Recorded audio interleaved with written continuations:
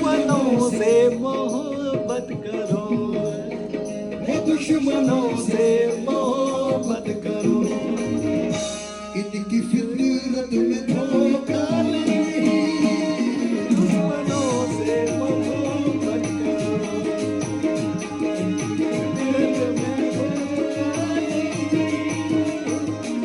हाजी जी मतलब ये बना है, दुश्मनों से मोहब्बत करो, इनकी फितरत में धोखा नहीं, यार बन के गला काटना, यार बन के गला काटना।